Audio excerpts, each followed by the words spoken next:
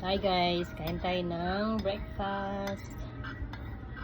Pansit ulam ko ngayon. Yan. Bahaw. Ang tawag ito? Yung leftover. Kahapon na ulam yan. So yan ang madiskarte. Hindi pang merienda yan, pang ulam.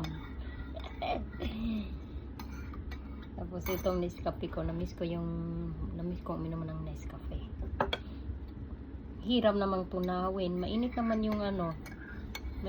yung tubig. Ewan ko bakit ang hirap tunawin eh. Siguro nung pagkabuhos o ano kaya.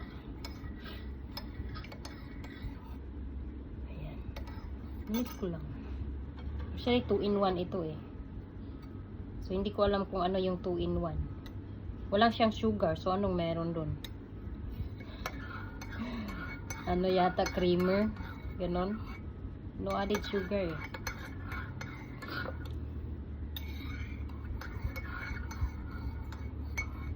Naman natin. Yan, natunaw na. Ay, meron pang ibang hindi.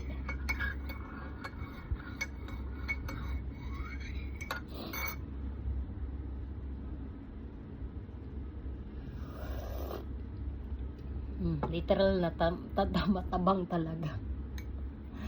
No added sugar eh. Hindi kasi pag may yung 3-in-1 kasi nangangasim yung sikmura ko. Yan ginagamit ko ngayon, yung no sugar. Inamiss ko lang yung amoy ng Nescafe. Kaya bumili ako. Literal talagang tabang. Matabang na mapait. Ganon. Never mind. Kain na lang tayo. Actually, ang plano ko lang kasi hindi ako kakain ng kanin. Kasi pansit nga ito. Gusto ko lang ay breakfast. Hindi naman ako maghahanap buhay ngayon.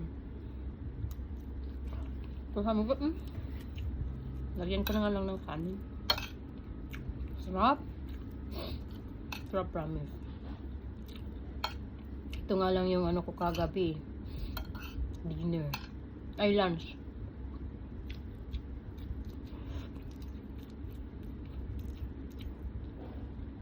Tapos, dinner ko pala din ito. Konti lang.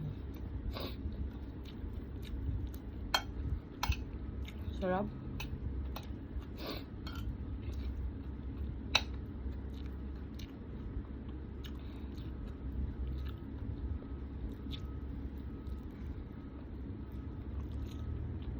Simple lang to pero busog. Inom ng gamot mamaya.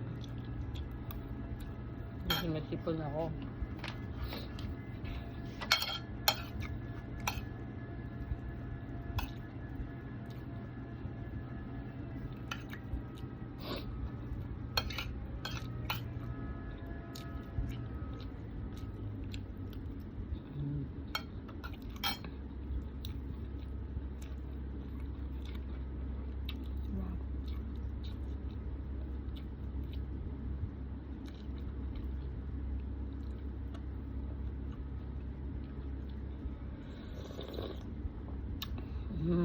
Literal na matabang.